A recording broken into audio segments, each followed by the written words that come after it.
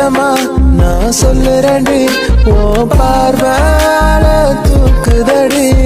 பத்தியமா உன்னை பார்த்துக்கிற, உனக்காக வாழ்க்கை வாழும்படி. கிறுக்கி உன் கிறுக்கல் எழுத்துலதான் இருக்கா, என்ன நீய மாத்திப்பட்ட மனசில் இருக்கிற ஆசையதான் இருக்கா, நான் மேல காட்டிப்பட்ட. ஒரு ஓடையில் தண்ணீரில் தன்னை இழக்க, உன் காதல் என் காவியம் என்ன மறந்து. என்னடா புருஷா அப்படியே புது பொண்டாட்டிய பார்த்த மாதிரி குரு குரு குருன்னு பாக்குற? எனக்கு வெக்கமா இருக்குல்ல, அப்படி பார்க்காத. லவ்விடா என் அழகு புருஷா.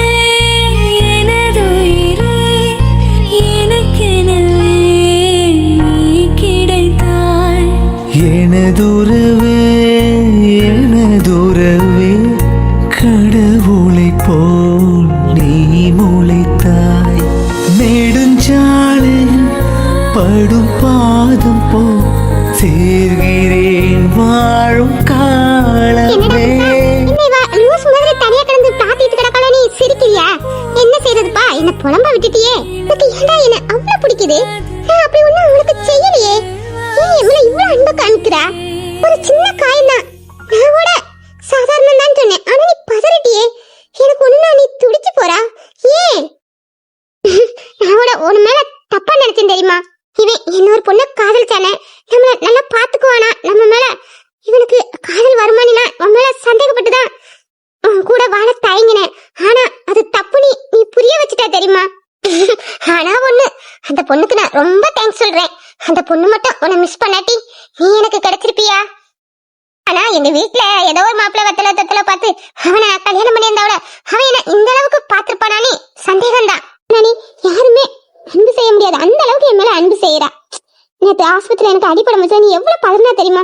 எனக்கு உன்னை கட்டி பிடிச்சி எனக்கு ஒண்ணு இல்லடான்னு சொல்லணும் போல ஆசையா இருந்துச்சு. ஆனா அது ஹாஸ்பிட்டலா போச்சு. சரி வீட்டுல வந்தாச்சு, அந்த ஆசையை நிறைவேற்றிக்கலான்னு பார்த்தா என்ன வாசல்லே இறக்கி விட்டுட்டு போயிட்டா. இந்த பாரு இவ்வளவு நேரம் ஆகுது, இன்னும் ஒண்ணும் காணும். உன் போட்டாவை பார்த்து நான் புலம்பிக்கிட்டு இருக்கேன். என்ன எப்படா நீ வீட்டுக்கு வருவா? உன்னை அப்படியே ஹேட் பண்ணி உன் கண்ணத்துல மாறி மாறி முத்தம் கொடுக்கணும். அவ்வளவு சந்தோஷத்துல நான் இருக்கேன் தெரியுமா?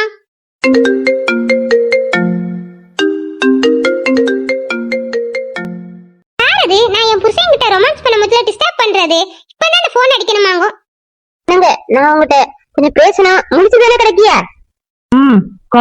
கிடைக்கும் சொல்லு. இல்ல உங்களுக்கு துமுறோ நம்ம கடையில கிடந்த மாதிரி என்னன்னு கேக்குறீர்? உனக்கு என்னதான் பிரச்சனை வசந்தி? அதான் நான் என்னன்னு கேட்டேன்ல, என்னன்னு சொல்ல வந்த நீ சொல்ல வேண்டியதானே. எதுக்கு பிட்டாவெல்லாம் என் உயிரை வாங்கல? ஓ அந்த அளவுக்கு போயிட்டோ? நான் பேசினாலே உங்களுக்கு கடுப்பா இருக்கு. ஒரு 20 வருஷத்துக்கு முன்னாடி வசந்தி நீ பேசாட்டி என் உயிரே போயிரு என் பின்னாடி கெஞ்சிட்டு அலைஞ்சிரு. இப்போ நான் உங்ககிட்ட பேசினா உங்க உயிர் போயிருமா? அப்போ நீ பாக்குறதுக்கு நல்ல கும்முன்னு இருக்க. சரி உன்கிட்ட 2 டைலாக் எக்ஸ்ட்ரா பேசுவோமே பேசிட்டு இருந்தேன். அதையே நீ நம்பிக்கிட்டு அன்னையில இருந்து இன்ன வரும் என்ன பேசியே கொள்றியே. அப்படின்னா இப்போ நான் உமர் கண்ணுக்கு அழகா தெரியல, அதனாலதான் நம்ம பக்கத்து தோட்டம் பரிமளா கிட்ட பல்ல காமிக்கிறீடோ. அவர் நல்ல குண்டா இருக்கா. நீ பரிமளாவை பத்தி மட்டும் பேசாதே, எனக்கு கோவம் வந்துடும்.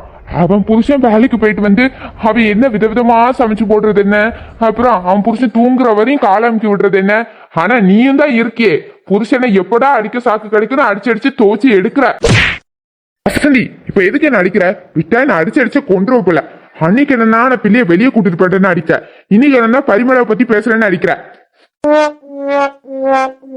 கிழட்டு மூடி, நீ பரிமளாவை பத்தி பேசினதுக்குலாம் இப்ப நான் அடிக்கல.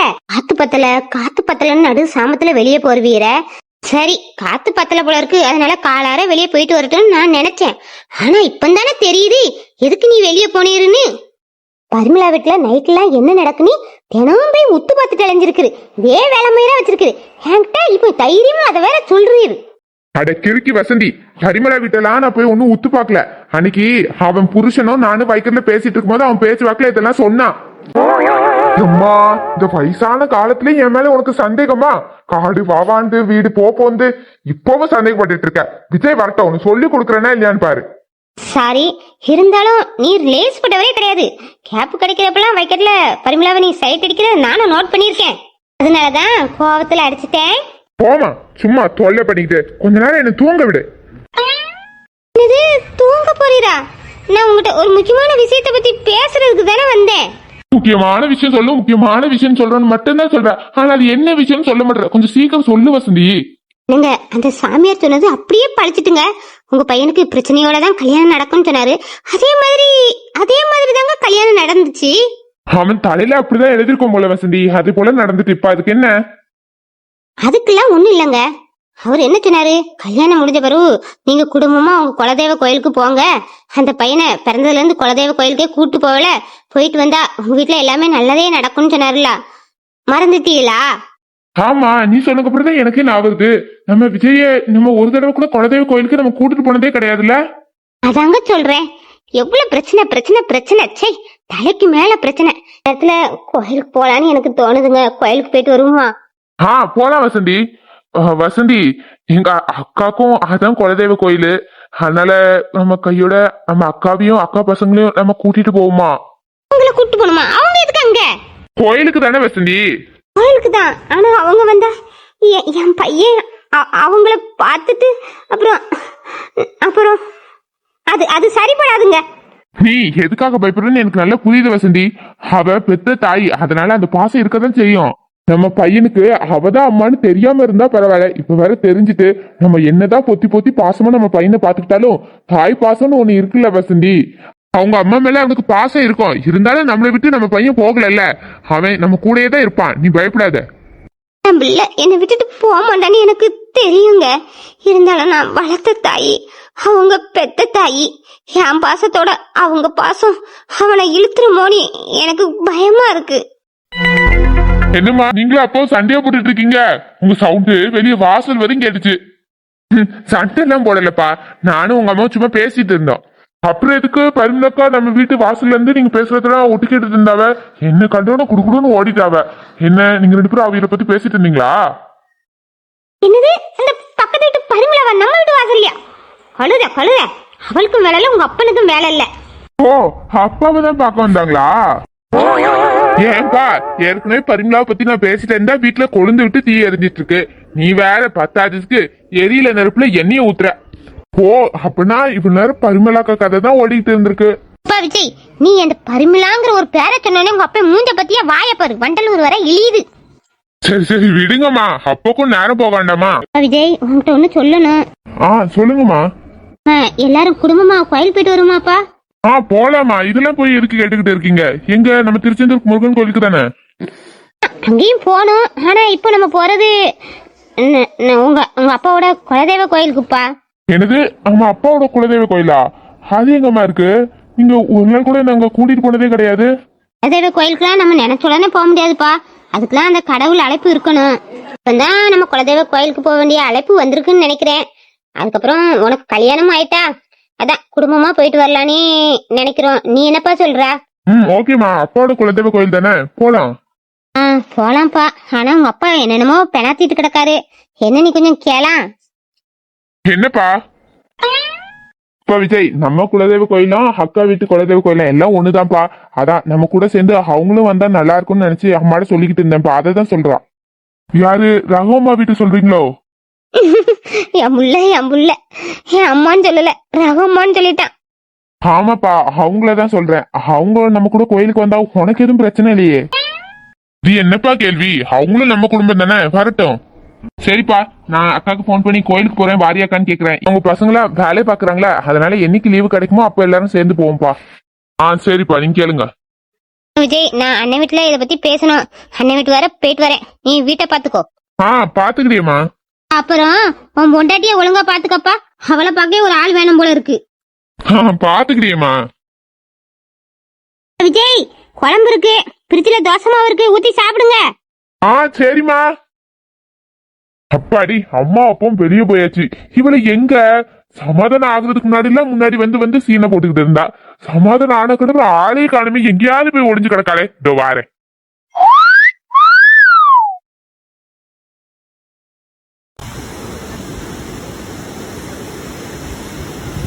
அதான் வீட்லயே யாருமே இல்லையே, அதுக்கப்புறம் எதுக்கு மதிப்பும் அல்வாவும் மறைச்சு வைக்கணும்?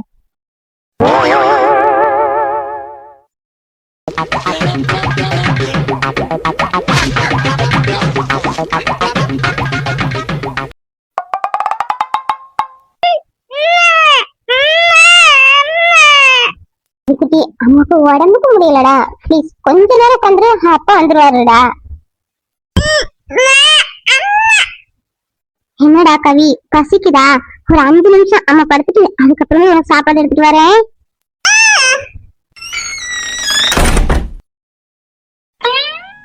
ஏமோ உனக்கு மட்டும்தான் எனக்கு ரொமான்ஸ் பண்ணி சமாதானப்படுத்த தெரியும்ன்ற மாதிரி தான் எப்பவும் சீன் போடுவா. எனக்கும் உன்னை ரொமான்ஸ் பண்ணி சமாதானப்படுத்த தெரியும்ல. இன்னைக்கு நான் வாங்கிட்டு வந்தது பார்த்தா நீ மிரண்டுருவ. நந்தியா, நான் எனக்கு உனக்கு ஒண்ணு வாங்கிட்டு வந்திருக்கேன். அது நீ பார்த்துன்னு வச்சுக்கோ, அப்படியே மிரண்டு போயிடுவேன். என்ன மாமா? பாரு சந்தியா, நீ கேட்ட மல்லிப்பூ அல்வா எவ்வளவு நாள் என்கிட்ட இதை ஆசையே கேட்ட. இன்னைக்கு நான் ஹீரோ மாதிரி வாங்கிட்டு வந்து என்ட்ரி கொடுத்தனா எப்படி இருக்கு என் மாசு? மல்லிகைப்பூவா? நீ மல்லிப்பூவான்னு ஒரு மாதிரி இருக்கிற, இந்த சாமதி பூவா அவனுக்கு வாங்கிட்டு வரணும். சரி, நான் மல்லிப்பூ அல்வாலாம் வாங்கிட்டு வரேன்னு இதை பார்த்துட்டு மாமான்னு கட்டி பிடிச்ச ஒரு கிஸ்டர் வேணும் பார்த்தா மல்லிப்பூவா மல்லிப்பூ. எப்போ எதை வாங்கணும்னு உங்களுக்கு தெரியாது. நானே ஸ்டொமக் பெயின்ல இருக்கேன். ஸ்டொமக் பெயினா?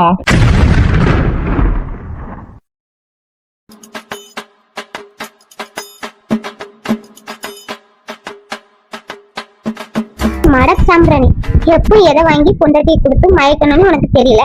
நீ எல்லாம் ஒரு ஹீரோ. தப்பான நேரத்துல என்ன வாங்கிட்டு வந்து இல்ல ரொமான்ஸ் மயில் வேற கேக்குதாங்க. போடா லூசு பயல. பூ கூட கலாய்க்குதே. நான் உண்மையிலேயே மொடஸ்டாம்பிராணியா தான் இருப்பேன் போல. சந்தியா, அப்போ இந்த பூவையும் அல்வாவும் வச்சு என்ன பண்றது? மாமா, பூவை சாமிக்கு வைங்க, அல்வாவை நீங்களும் கவியும் சாப்பிடுங்க. இந்த மல்லிப்பூவை என் பொண்டாட்டி வச்சு அழகு பண்ணான்னு ஆசையா வாங்கிட்டு வந்தேன். ஆனா அவளுக்கு இன்னைக்கு லீவாமே, அதனால சாமிக்கு வச்சு அழகு பார்ப்போம். இந்த அல்வாவை வேற நானும் கவியும் சாப்பிடணுமா? வேண்டாம், அது ஒரு ஓரமாவே இருக்கட்டும்.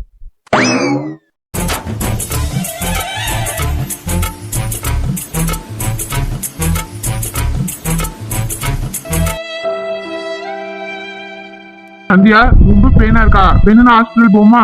மாமா, கொஞ்ச நேரம் வலிக்கும், அதுக்கப்புறம் சரியாயிரும் மாமா. சார், இந்நேரம் பார்த்து வீட்டுல அம்மா வேற இல்ல. அம்மா இருந்தா கசாயம் வச்சு தர சொல்லிருக்கலாம். கசாயம் குடிச்சா கொஞ்சம் வயிறு வலி பெட்டரா இருக்கும் பத்தியா?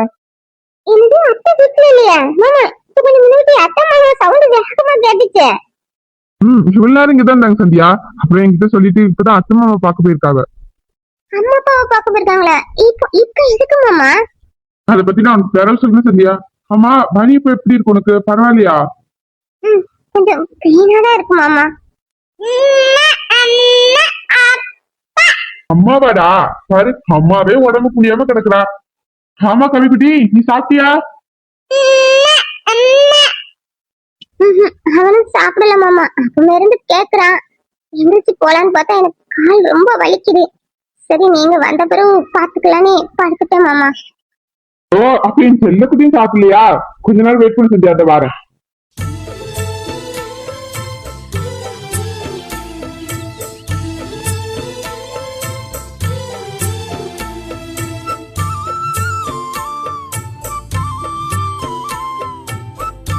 சந்தியா, நீ இந்த கசாயத்தை குடிச்சிட்டே நான் தம்பிக்கு சாப்பாடு விடுறேன். பா கவிக்குட்டி.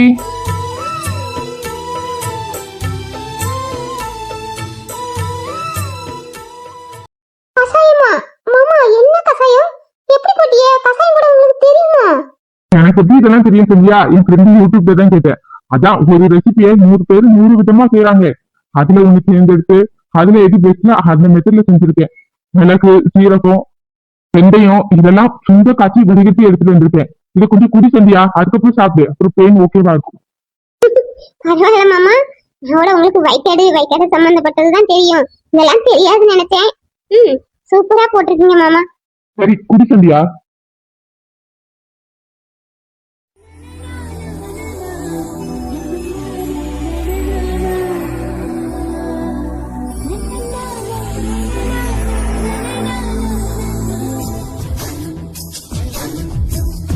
மாமா சொல்லு சந்தியா, வேற ஏதாச்சும் சாப்பிட வேணுமா? மாமா, நான் கடவுள்கிட்ட என்ன வேண்டுவேன் தெரியுமா? இந்த மாசமாவது என் மாமாவை சந்தோஷப்படுற மாதிரி ஒரு குட் நியூஸ் சொல்லணும்னு நான் ஆசைப்படுவேன். ஆனா என்னால முடியல மாமா. எனக்கு கஷ்டமா இருக்கு. சந்தியா, உனக்கு என்னாச்சு சந்தியா? அதான் நமக்கு குழந்தைய கவி குட்டி இருக்கானே. நான் என்னைக்காவது நமக்கு ஒரு குழந்தை வேணும்னு ஒருத்தர் நான் ஃபீல் பண்ணி கேட்டிருக்கேனா? விடு சந்தியா, ஏற்கனவே நீ வேற உடம்பு சரியில்லாம தான் இருக்க. இதுல இதையும் போட்டுக்கிட்டு விடு சந்தியா. விதி எல்லாரும் அத்தைகிட்ட வீட்டுல எதுவும் விசேஷம் இல்லையா, அவங்க மருமக உண்டாகலையான்னு கேட்கறதுல அத்தை எவ்வளவு கஷ்டப்படுறாங்க தெரியுமா. இந்த பார்த்தாலே முறைப்பாங்க. கவிக்குட்டி நம்ம குழந்தைதான், இருந்தாலும் நமக்குன்னு ஒரு குழந்தை இருந்தா நல்லா இருக்கும்ல மாமா. நல்லாதான் இருக்கும் சந்தியா. ஆனா இதுவும் நம்ம கையில இல்லல. கடவுளா பார்த்து நமக்கு எப்போ குழந்தை தரணுமோ அந்த கரெக்டான டைம்ல நமக்கு தருவாரு. எதுக்கு நீ சடனா அதை பத்தி பேசிட்டு இருக்க? நமக்கு என்ன கல்யாணம் ஆகி 50 years ஆச்சு, கிளம்பி மாதிரி புலம்பிட்டு உட்காந்துட்டு இருக்குது. இப்போ 1 year தானே ஆச்சு சந்தியா. கடவுள் தரும்போது தருவாரு. சரியா, நீ ஃபீல் பண்ணாத. இன்னைக்கு சோனி போன் பண்ணா மாமா. என்னவா? இன்னைக்கு ஆஸ்பத்திரிக்கு செக்அப் போனாலாம், ஸ்கேன் எடுத்தாங்களாம். அப்போ அவளோட குழந்தை ஸ்கேன்ல அழகா தெரிஞ்சுச்சான். அத எனக்கு வாட்ஸ்அப்ல அனுப்பி விட்டா. அவ குழந்தைய பார்த்து அவங்க வீட்டுக்காரர் ரொம்ப சந்தோஷப்பட்டாராம். அப்போ நமக்கு ஒரு குழந்தை இருந்தா நீங்க அதே மாதிரி சந்தோஷப்படுவீங்களா மாமா?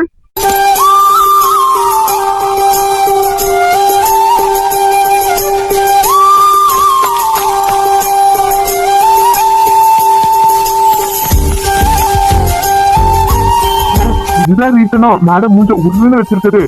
பாரு சந்தியா, கடவுள் காரணம் இல்லாம எதுவுமே பண்ண மாட்டாரு. பாரு சந்தியா, இப்ப நீ குழந்தை உண்டாயிட்டேன்னு வச்சுக்கோ, நீ டயர்டாயி படுத்துருவ.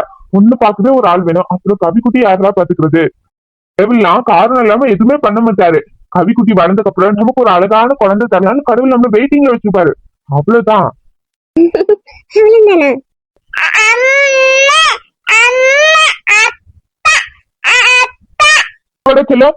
நம்மள அம்மா அப்பான்னு நம்ம கவிக்குட்டி வாய் நிறைய அழகா கூப்பிடுறான் பாரு.